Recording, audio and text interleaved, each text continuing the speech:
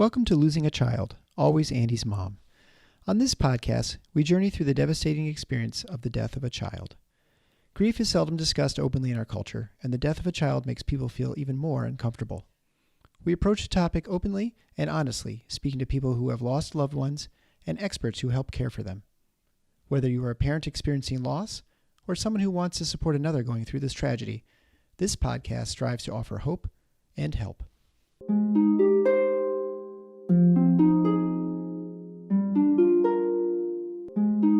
Well, thank you so much, Hans, for agreeing to come on the Always Andy's Mom podcast. Thank you. Thank you, Marcy. It's really great to be here. And I just wanted to say thank you so much for what you're doing for all of us bereaved parents and grieving parents. What the platform that you have is truly something special and helps all of us. I've been very touched and very helped by it. Oh, well, thank you so much. And I have been looking forward to talking to you for sure, because you have done some pretty cool things here recently that I won't talk about right now, but that we will get into in a little bit. So why don't you start out just by talking about your daughter, Aviva? Sure. Well, Aviva, first of all, I love speaking about her.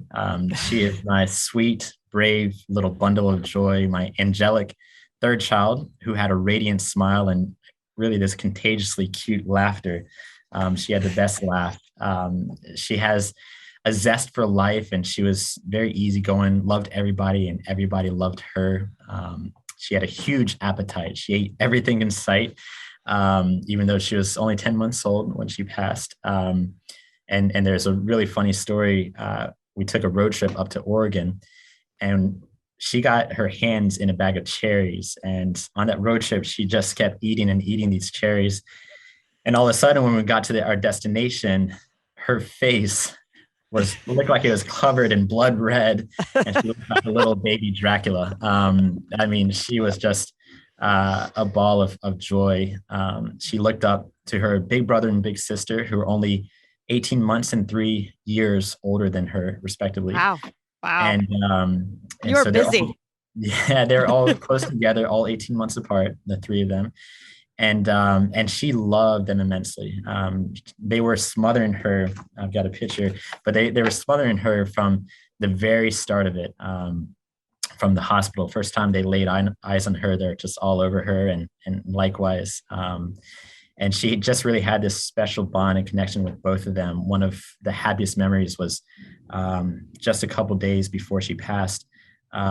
She was in our living room, and she had been eating these eggs. And my 3-year-old son at the time, he was playing his harmonica. And our family is just a big musical family, and she already had that rhythm. She was, swaying to the beat and just enjoying her older brother's harmonica, and just swiveling her little body. And then all of a sudden she looked at the camera. I got it on film, and she looked at the camera, and she had this big grin of food in her mouth, and it was just amazing. So, what a sweet memory for you to be able to have. That is so cool. Yeah, and we're definitely lucky because she was born in January of 2020, and because of the pandemic in March that year, I got to spend a really long time with her. I mean, her whole life, pretty much. So I got to spend 100% of her life. She was, working with me, playing with little toys underneath my desk the entire time while I was on these important conference calls. But I really miss those days. I really miss them tremendously. But I felt that we had a very special bond. She, almost even more than her siblings, she just got so much one-on-one attention between my wife and I. We were just the hands-on, full care providers her entire life. So you were both home during the pandemic? We were both working from home. We're fortunate at that. And yeah, she would just pass right back between the two of us, and she was taking 3-4 naps a day. She would go down to sleep like a little baby that she was. Very easy to put her to sleep. So she was just a very peaceful, very humble, very joyous child with this big grin. And I just remember her cute little laugh, and that's probably what I miss the most. Yeah. Yeah, I'm sure it does. Do you want to go on now and talk about what happened with Aviva? Sure. Short answer, we really don't know. Yeah. To this day, and now it's been 10 months, so a lifetime. If you compare it to Yeah. Aviva's life, it's been exactly 10 months, almost. And doctors really can never figure it out. We never had a diagnosis. We're not really sure we'll ever get to know. It's been one of the most frustrating things, just not knowing what happened. So her illness and if you can call it that, her condition really started her 9th day of life. She had perfect APGAR scores and everything else when she was born, but on her 9th day of life, she woke up from a nap and she was drowsy. She wasn't really eating too much. We checked her temperature and it was down to 95.5 degrees, and we thought the thermometer was very, very low. And we didn't know she was breathing as normal, and so we rushed her immediately to the ER, and so she had signs of bradycardia, which was a really slow heart rate. She had hypothermia, of course, low body temperature, and then many of her illnesses, she had diaphoresis, so she was sweating a little bit more than normal. But in this particular one, her first one, she had apnea as well, and so difficulty breathing overall. Yeah. And the trends tended to happen. She was in the hospital for 6 different times in her life, but a lot of these were the exact same things that happened. And they tended to happen around times when she went kind of without eating for a period of time, kind of after a nap. She would wake up with this lethargy. And so there's a lot of unknowns, a lot of questions, but eventually her later episode, she had hyperkalemia, and her final 2 episodes, the last one being at 10 months and 13 days of her life. Hyperkalemia is high potassium levels in her blood. And for reference, that's kind of what's injected for the death penalty, essentially. And usually anything above a 5 or 6 is a pretty serious condition, but her levels on her final episode got up to 12, 13. Oh my word. On that scale of 14. That is crazy high. I mean, yeah, really, really high. And so, if we were to say the cause, that was the cause, but what was the underlying, root of it? We don't know. However, there are, clues on her second visit. Our other 2 kids who are older than her have been having these sleeping sickness, these kind of sleeping spells, if you will, where they would sleep on end for 24 hours straight without any visible vomiting or temperature, any other sickness. And it was just sleeping. And it was just very perplexing. And on her second visit at 4 months of age, I told the neurologist this, and she had already been removed from the house for 5 hours, but he asked, have you checked your gas lines? Is there any leak? What kind of gas do you use in your house? And we were renting at that time in Oakland, California, and we had this old stove from the 1950s, looked like it belonged in a museum, that the gas company eventually found out was leaking a trace amount of carbon monoxide. And even though we had a carbon monoxide detector, it was never going off. But when they basically condemned that stove, they checked her carboxyhemoglobin levels for carbon monoxide, and it was at 2.2, so a little elevated, but not too much out of the realm.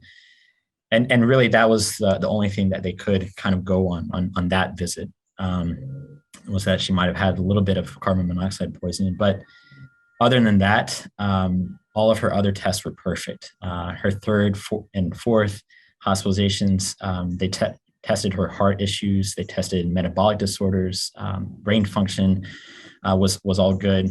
Her growth trajectory was good. Her genetics via whole genome sequencing checked out fine. There was really nothing remarkable. And so all the results were unremarkable, except for one thing. And that thing was really she had a symmetrical abnormality to her globus pallidus region of her brain. And this is within the basal ganglia, as I understand it.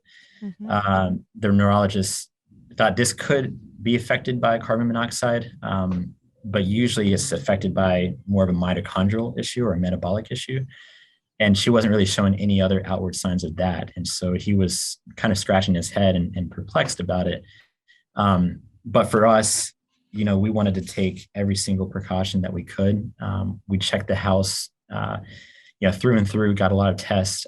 There's no carbon monoxide at all. And eventually, after our fourth hospitalization, we decided to move during the pandemic down to San Diego, where we have family in California. And so for 4 months after that move, she had no symptoms, no other illness, no hospitalizations, really no signs of that.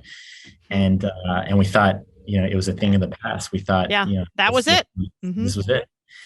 And that wasn't the case.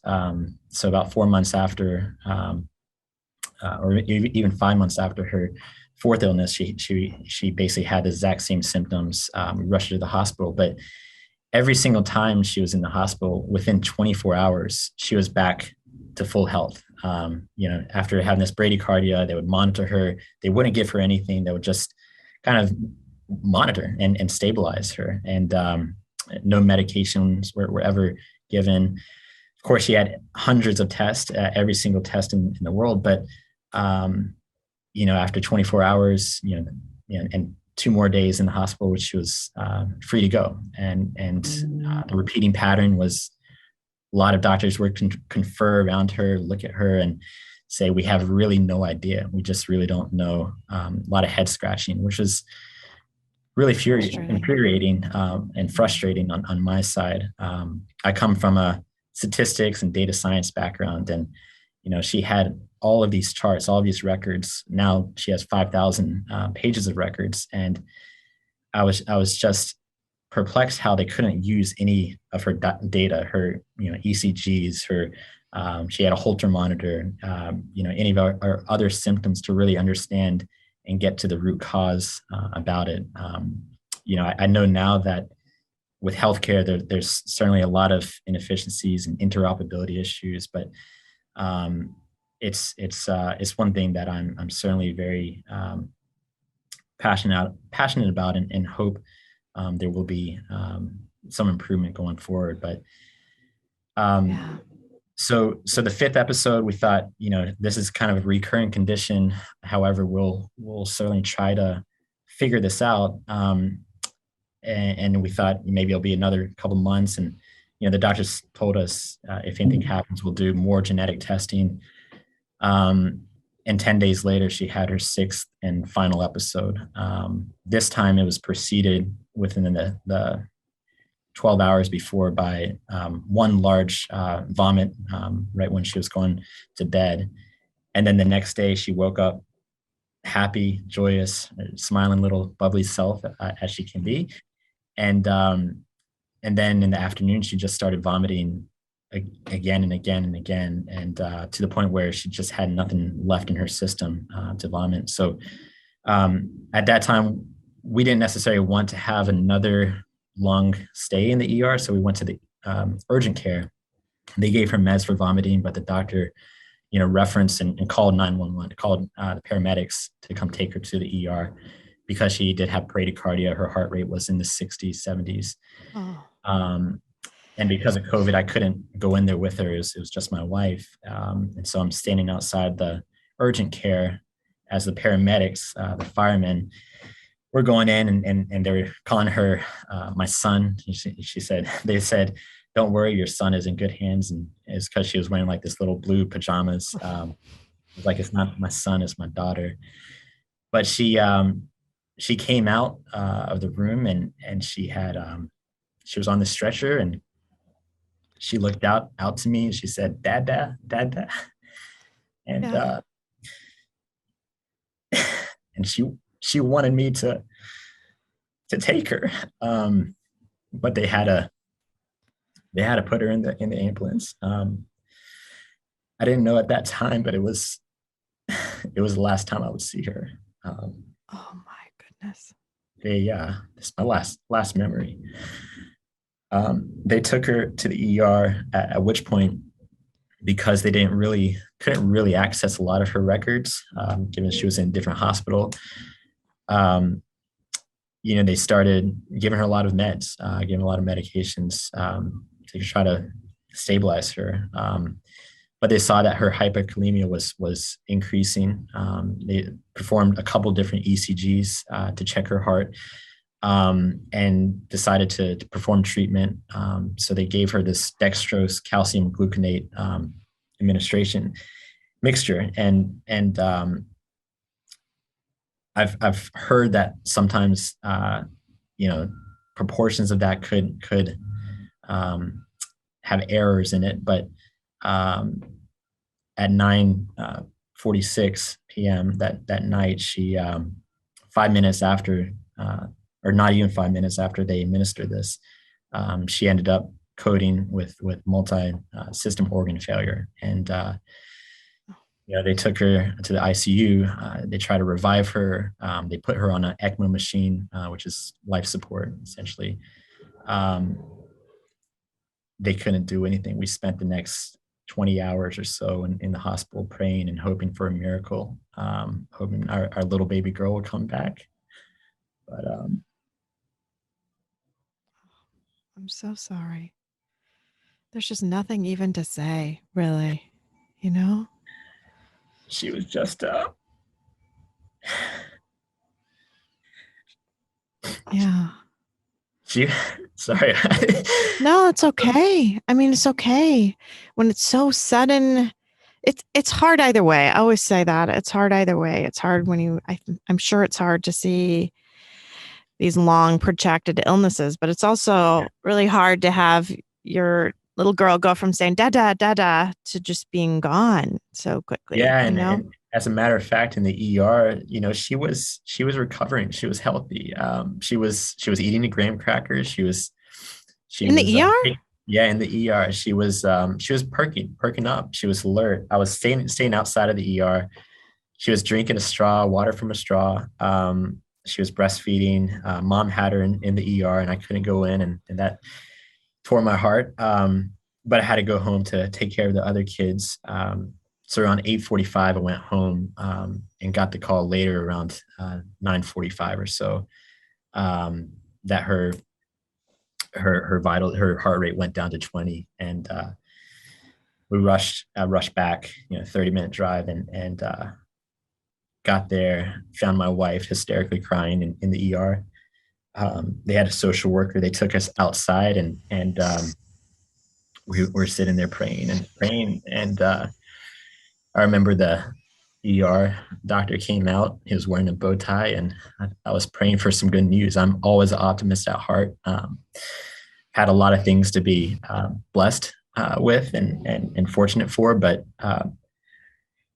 so I just expected him to say, we revived your child, Aviva's, back to normal, but he didn't. And he said, "I'm sorry, your daughter's heart has stopped, and we're trying to do the best we can." Yeah. So those were the hardest words to hear. Yep. The hardest night, we were in one of those waiting rooms and couldn't sleep, and just praying and hoping. But it's difficult. It's the most difficult time of my life, I think, will ever be was really when we had to say goodbye, and we gave her a little bath, a little scrub down, and we held her, put her in some clothes, and held her in my arms, and I said, Daddy's going to make you proud. Daddy's going to figure out what happened to you, and help others, that make sure that this doesn't happen again. But that's really the credo that I live by now. It's really is really, I want to make my daughter proud, and I want her to still be part of my life, and inspire me, and bring, hope and help, Yeah. to others. I think that's what Aviva would have wanted. And that's the promise I made to her. So. Yeah. Yeah. And it's funny because, I mean, you just want to do something. You want to do something. And it's the promise that you made to her. I think you thought maybe it would be something different than what it has ended up being, because still you are trying to figure out what's happening to her. Right. And that part isn't what you expected, I'm sure. Yeah. And so frustrating. Yeah. And the frustration was, compounded when we came home from the hospital 2 hours later, and we got a knock on the door. Is from police officers and detectives that said they had to search our house and question us about the unknown cause of our daughter's death, and obviously we were just wallowing in pain and grief at this point. But we said, yeah, sure. Like, there's eight detectives. We gave them, rehashed her whole story from her birth. And they took all her clothing and articles and separated us, and the Child Protection Services came the next day to check out our other kids, to make sure that there wasn't any foul play involved. And that was tremendously hurtful. It is a policy here in the state of California when there's an unknown cause of death. So of course we complied. I mean, there's nothing that we were hiding. And so we just, followed procedures and, worked with a detective who was very nice. But a couple months later, we had to go into their homicide division and go down to the police headquarters to take a polygraph test, lie detector, to see if they could, oh my goodness, get any kind of information out of us. And it was just completely humiliating to be in this place where it's just trauma upon trauma. It's not injury upon insult. It's really more trauma around it. And just a couple months ago, we got a letter from Child Welfare Services that simply said the investigation has concluded after the autopsy report revealed nothing, and you are no longer under investigation. And no apologies. just a letter. Yeah, that's it. Just a simple statement, and it's just another part of the tragedy. It's obviously, it is what it is. So, yeah, that's. There's just no good way to do that, to handle that. I can tell you. I mean, I've been on that other side too. Yeah. Yeah, and I know they're doing it for good purposes, and the intentions are definitely good. I just what we would have appreciated a little bit more sympathy at that time, and empathy, because there's just none shown and none granted. But I know the procedures as well. So yeah. I don't know. It just brings me back to different experiences that I've had with families that I've taken care of. I remember one in particular, and in the middle of the night, I get called to the room, and Dad does tell me that he actually did something, and admitted to me that he had done something. And that, wow, I just remember, for me, I'm not a suspicious person by nature, right? I just feel like everyone's going to be an amazing parent, and sometimes people aren't. And so that's an awful thing too. Yeah. So that's why I think some people end up getting more suspicious, right? Because they see that kind of experience. So devastating, though. So devastating. Yeah, and the grieving journey has certainly been long and arduous. Was fortunate enough to take 6 months off, but I would say that this journey just never ends, and it's a continuing process, and it evolves, certainly all the stages, and back and forth.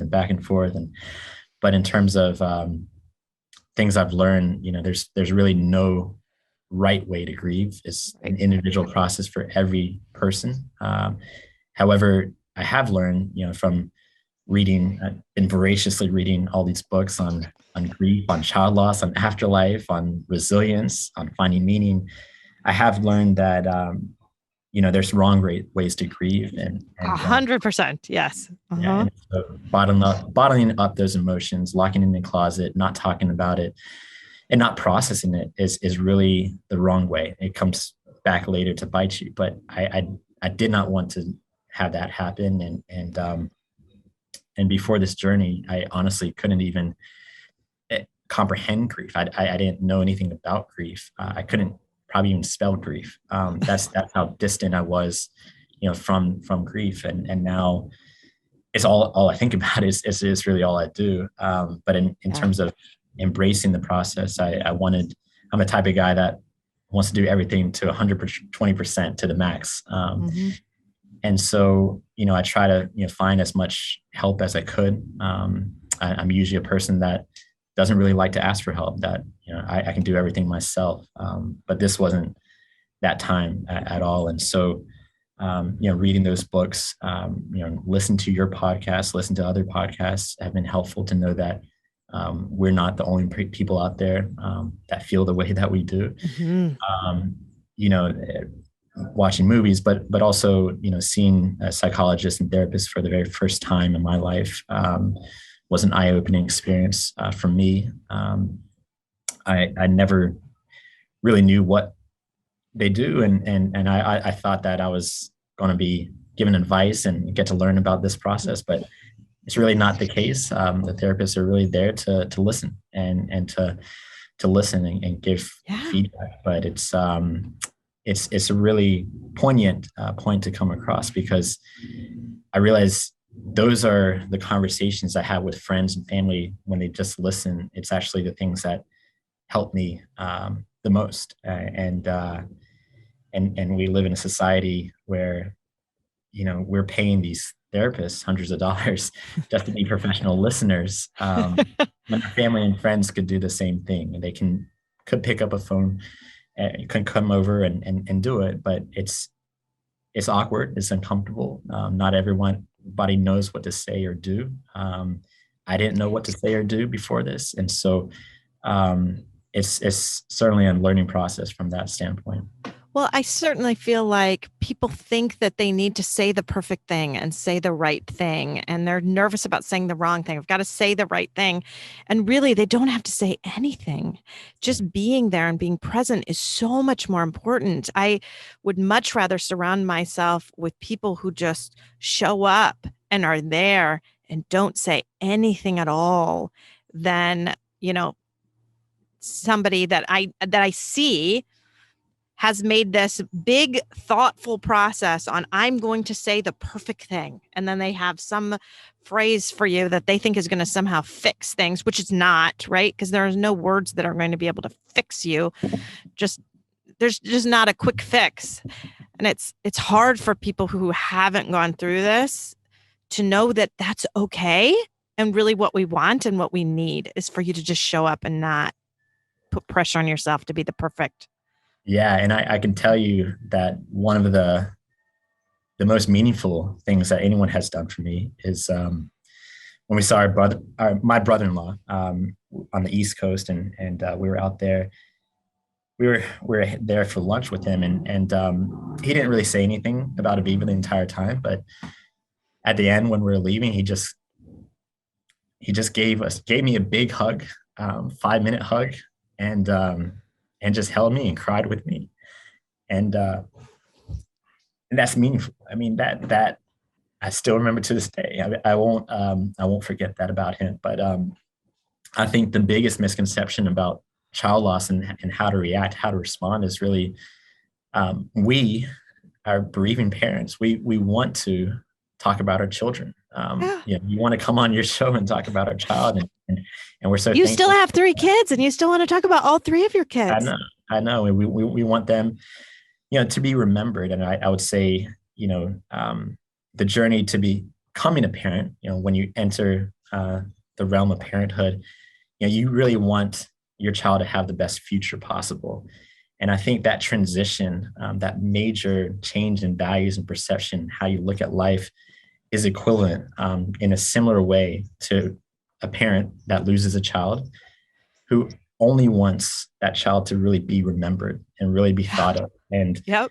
talk about him and know that we're not the only people that think about our son, our daughter.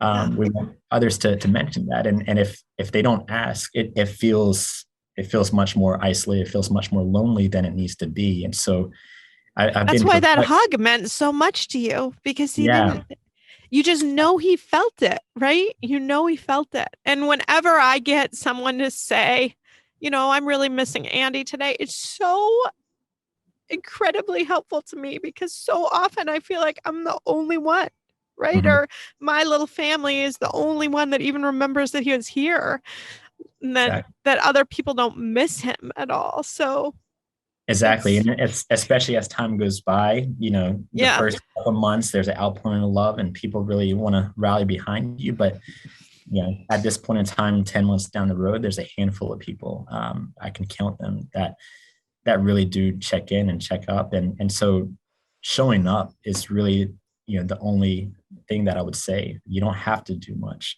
just a text, just a mention or talk.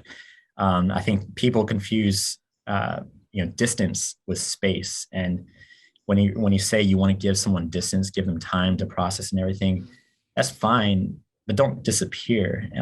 Just what we really want and need is space to talk about our child, to talk about our grief, to talk about our loss.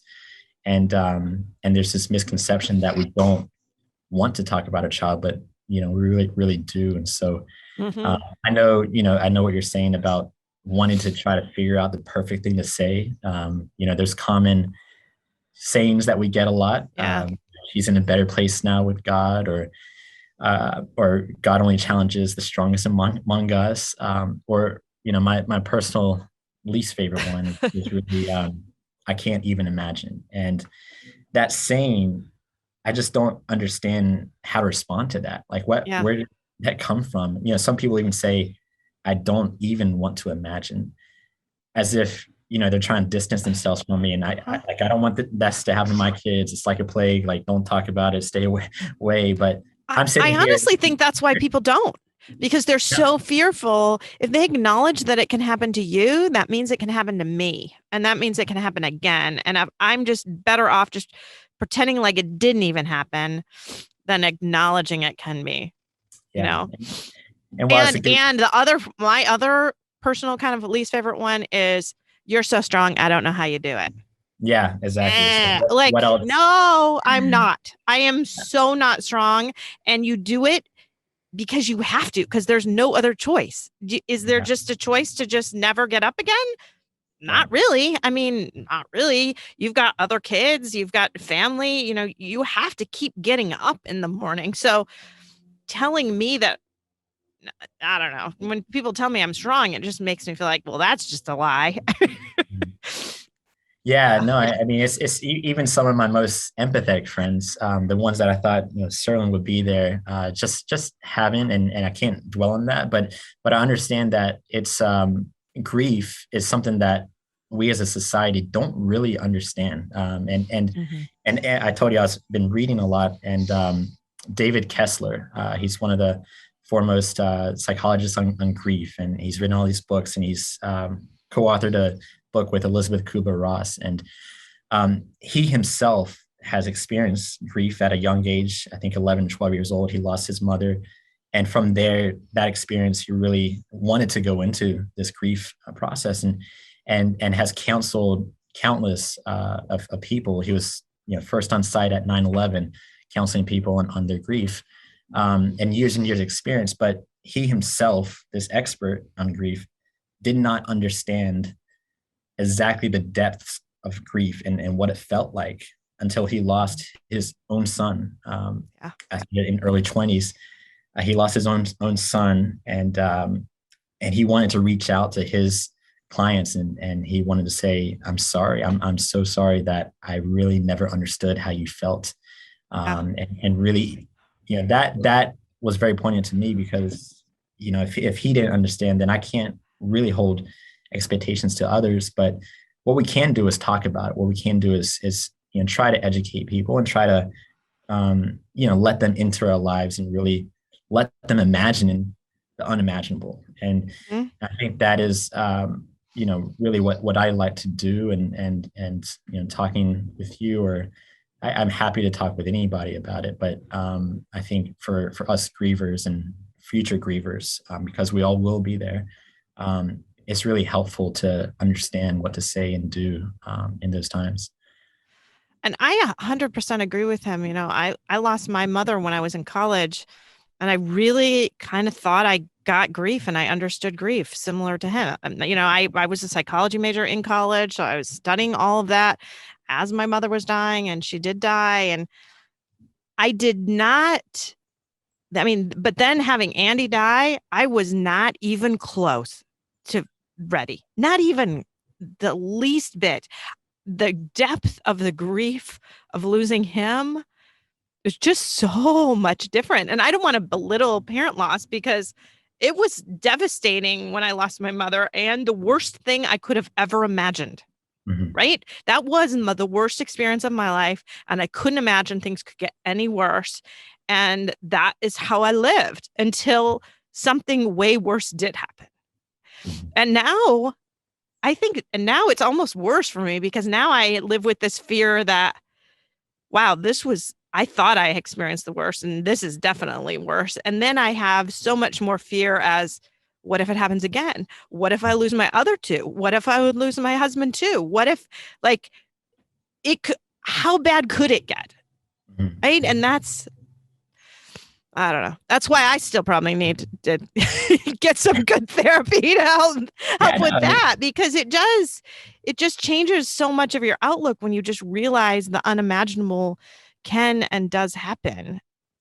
Yeah. And I think we all do. I think it's not, lost in anyone. Anyone could use more help. But I think that perception, the change in, what you thought of the world before and what it actually is right now is such a drastic shift. The things that you thought were important before, the jobs, the titles, the cars, whatever, prestige, those things just don't matter. And they just go, much lower down that value totem pole, if you will. And right now for me, it's really about figuring out a way to honor my daughter and figure out how to remember her and have people talk about her, but also, do positive impact, in her name. And so I've been going to some of these grieving groups. And one thing that a gentleman who lost his son 10 years prior, told me was that he really tries every single day to make one stranger smile.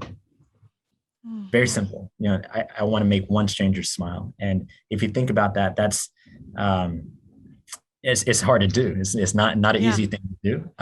But that's how he wants to honor his child. And it definitely resonates with me. I think I have this overarching, compelling pull to actually help others in some form or fashion.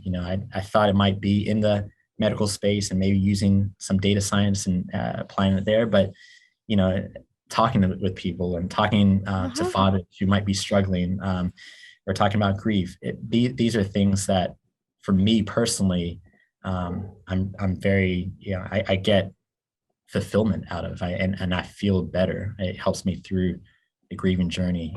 Going to some of these grief groups at the very beginning, I was trying to get a lot out of it in terms of, how can this help me? But the last one I went to, there's a mother who lost her daughter at two weeks prior. And so she was really in the throes of grief. And we break out in these smaller rooms. Everyone talks about their experience. And I had the opportunity to really, talk about mine. And I didn't realize at the time, but I just started going on and on, and just giving her some perspective on the journey and finding meaning.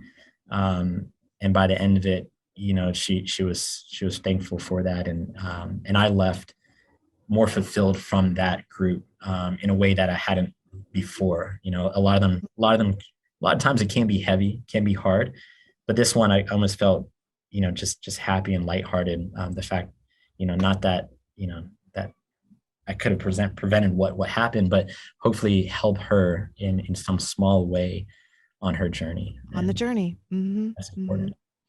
So I want you to move now into talking about the book and what you've done with that, because that's what I was so excited to talk to you about today, because you did really transition from I'm going to figure out how to fix this and how this medically is never going to happen to anyone else, which has morphed into this just beautiful, bringing a little joy to people in a way that honors Aviva.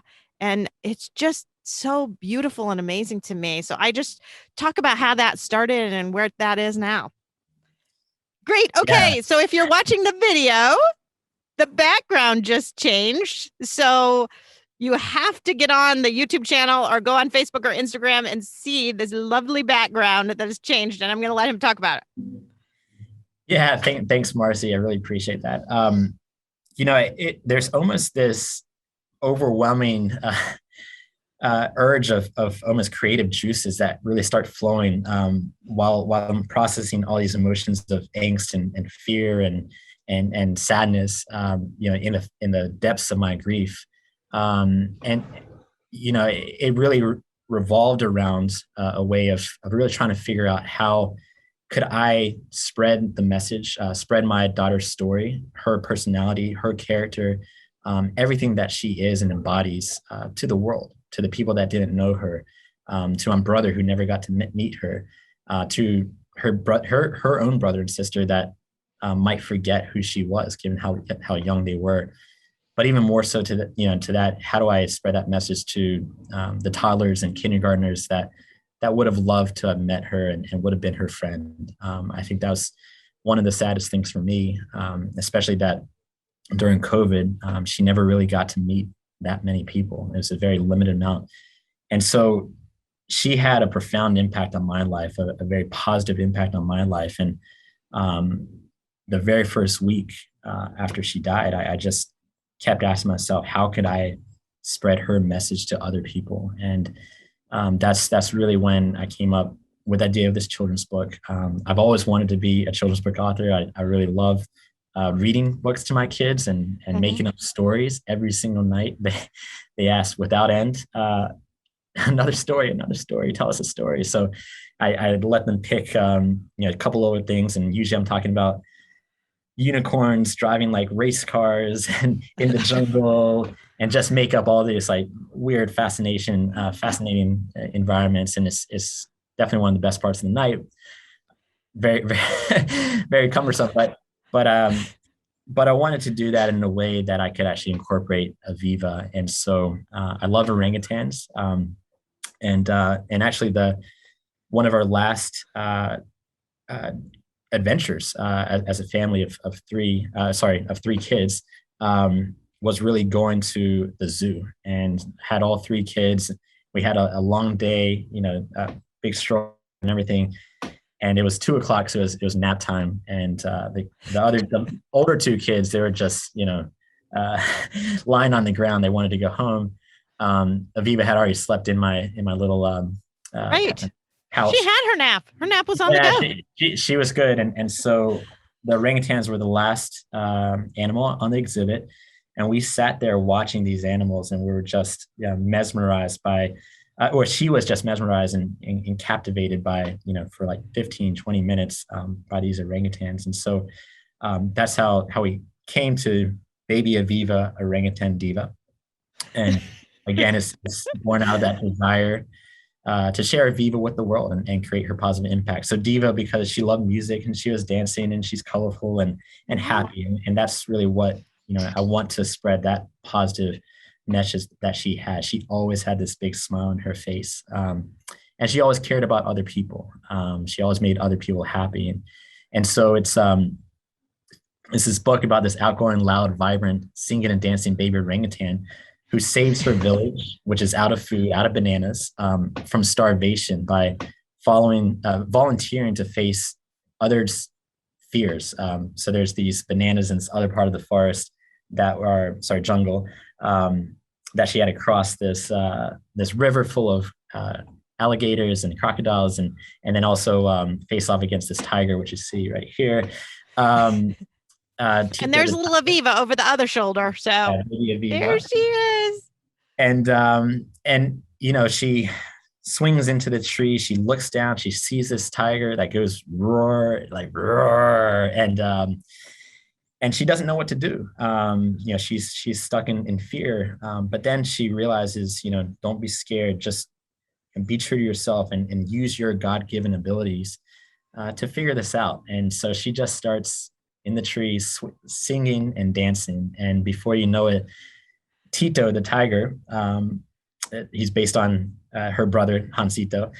Tito the tiger starts swaying and dancing, and before you know it, they're dancing together under the tropical heat. They stop to have a break, and Tito offers up a piece of meat, but Aviva asks, "Well, actually, can I have some bananas? Because we're out of bananas." And he said, "Sure. All you had to do was ask." And so in that part, don't judge that book by a cover. Don't judge this tiger. It could become your new friend. And she comes back and she's the heroine, and she saves the day. And and it's all about being true to yourself. At the end of the day, that's the most underlying message of the book. Be true to yourself. Whatever you have to give to this world, do it, and do it in the service of others as well. She was a fighter. She loved everybody, and that's a special message that I hope parents and kids will get some joy and smiles and laughter out of the book, but also a good way to really teach some of these underlying messages, which is incredibly important for these kids. So.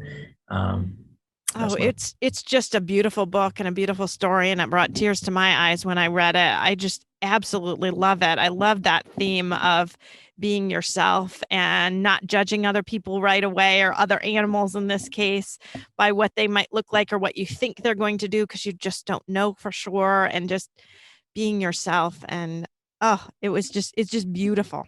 And the illustrations are beautiful. Did you do those illustrations, or who did those? No, I cannot take credit for that. My word. I got a guy who actually used to work for Scholastic Books. His name is Carl, and he did an amazing job. And it was such a fun process to really spend all that time thinking about the paginations and where the words go, and had an editor as well, and just making sure that that this was really the best book that I could actually get out to the world. And so figuring out the characters and the background. There's a lot of hidden things in there. There's actually some redwood trees, because symbolize some of our redwood adventures. We got to go there a couple times with Aviva. There's a big heart in the middle of the book, and then there's some butterflies and birds, as well as a surfing pose from Aviva. I'm a big surfer, and always imagined surfing with Aviva. So she's certainly doing that in this book. So special. So how can people get this book? What's the process for that? Yeah, so it will be on Amazon on October 3rd. And so that'll be the easiest way. But I also... So by the time this airs, you will be able to go on Amazon and get it right away. That is true. Fingers crossed. But we will be distributing on Barnes & Noble and other outlets as well. Just yesterday, I made an audio book and had really fun doing the animated characters with that. And so you can do that as well. And so we'll have it hardback, ebook, as well as paperback. So, and then I love to really... I really love reading the book to children. We just did a family vacation and got to read with my nephews and nieces, and I got to share her story with them, who they'll never know. But just seeing them read it brings me so much joy, so much fulfillment, knowing that they could be touched by Aviva's life. And so we started a hashtag around the book. It's called hashtag Baby Aviva, Aviva. And, I'd really love to see smiles. That's really the end goal, really, to spread Aviva's message to the world. And just giving a little bit of peace and happiness to other people. Just so beautiful. Oh, I just love it. It's just so exciting to see something so beautiful and amazing. Yeah. I did want to say one other thing about helping and about, trying to find some positivity around such tragedy. One of the things that I've done is really connected with nature a lot. I've channeled a lot of my grief in nature. So I've been meditating and surfing. But through these adventures, I've seen a lot of this. I've had these encounters with dolphins and birds and even sharks and whales, sea turtles, and they just, for whatever reason, I feel so much more empathy and so much more connection with life in and of itself, knowing that these animals, they have this amazing gift of life that is so precious. It really is very precious. And I know that sounds cliche, but you just don't know until you know. But there was one particular event that happened. We were on the beach and having a barbecue, and all of a sudden this bird, it looked like a giant duck with big wings, was trying to get into the water, waddling it along the beach and trying to get over the waves that were crashing into the water, and really couldn't. And I took a closer look, and it had a broken wing. And I just tracked the bird as it kind of flowed down with the current in the ocean, trying again and again and again, and ended up calling Humane Society, so Animal Society, to really come and help this bird.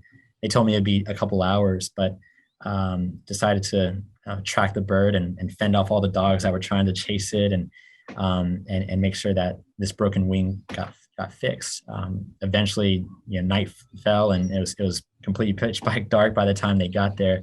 But I'm sitting there at a distance behind this bird, which I know now is called a cormorant. It's a master fishing bird, and I asked what they're going to do with it. They took it to a local actually SeaWorld here, and that bird hopefully is out there now and has this life that might have been positively impacted. But for me, I realized, thinking about this event, and this is something that was out of my character. I would probably never have done that in the past.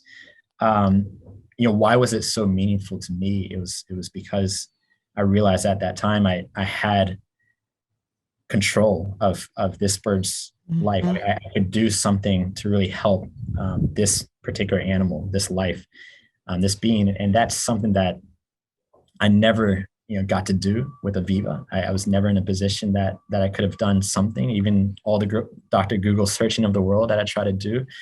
I just really never had that opportunity with my daughter. And so, finding meaning in very small things, passing a stranger on the street and waving hello, or, I see these babies, up and down the street, and I want to reach out to that father and say, like, enjoy every single moment you have with the kid. It's just finding meaning in different ways, and it certainly helps me heal. So that's been very helpful. Mm-hmm. Mm-hmm. That's a beautiful thing. I was thinking when you were talking about nature too. So you may have noticed, I don't know if you can hear, but I've got some wind chimes behind me. And when the wind really comes and the chimes really go, I always feel like it's Andy's just singing to me a little bit. And as you were talking, my wind chimes were going crazy. And so I was feeling like Andy's listening. So yeah, I've to this whole beautiful thing. I can certainly relate, and we've certainly done a lot of introspection about the afterlife and where is Andy's spirit and where is Aviva's spirit. But there's certainly this butterfly that just keeps coming around our house every day for the past couple months. Same place, same time, and it's it might be me reading into it, but what it does is it brings me comfort and joy, and I see and feel Aviva in so many different things. And I feel connected with her. Making the book, I felt after she passed, there's this void, this kind of like in the movies where the bomb goes off and everything's silent. I'm used to just, changing her diapers and feeding her and putting her to sleep, waking up in the middle of the night, especially at that age, at 10 months, you're very hands-on. And it just felt, empty and almost guilty that I wasn't doing anything for my daughter. And how do I find a way to still connect with her? And I think that's where this book came in, as well as some other things I've been doing. But I felt like that was my time to really spend time with my daughter, and I'm certainly going to be continuing that as we go on. Yeah, I've heard it said that your arms just kind of ache sometimes. You're just so used to holding them and doing stuff, and then you ache because you just don't know what to do. Especially, I think, with you and your wife being in the pandemic and spending every moment with her, it just would have meant even more so, feeling more empty than if you would have normally been going to the office and having periods of time without her. Yeah, and her having her play with little toys underneath my desk, and now that I'm back at work, it's just there's just void, this emptiness. But I will say, as we are still lucky that we have our two others, coming back home from the hospital that night, it was a whole flood of emotions, as you know. But it was just this juxtaposition of I really need to take care of myself, and self-compassion is the biggest thing I've learned. And so having that time to do what you need to do, it doesn't really sync with a child's schedule of waking up at 6 a.m. and demanding for milk or whatever. And so yeah, taking care of our other kids has been such a joy. You feel almost an even more profound appreciation for them now that you know how precious life is. You really, really know how, that cliche of live every day like it's your last. You have to do that. You have to, live in the moment, be present. Focusing on being present is something I do much more now than ever before. I'm not thinking about the past. I'm not thinking about the future. I'm just thinking about what I'm doing right now, sitting here talking to you.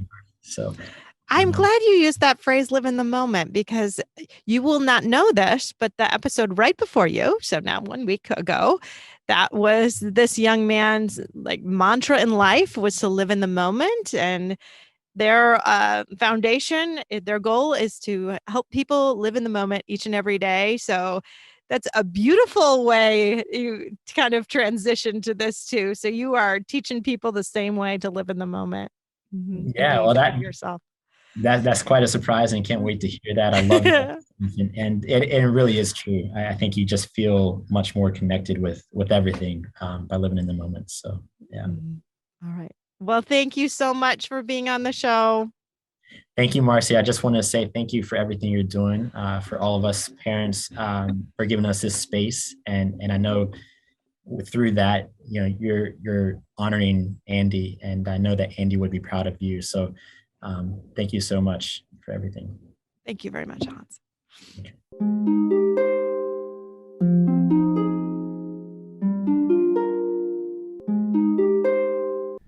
Thanks for listening to Losing a Child, Always Andy's Mom. Please subscribe to the show on your favorite podcast player. We are always looking for new show ideas. If you'd like to be a guest, know someone who'd be a great guest, or have a show idea, please email us at marcy@andysmom.com. Be sure to visit the webpage, andysmom.com, for more content, including Marcy's blog. There you can also sign up to receive updates via email. Together, let's work to inspire hope, one day at a time.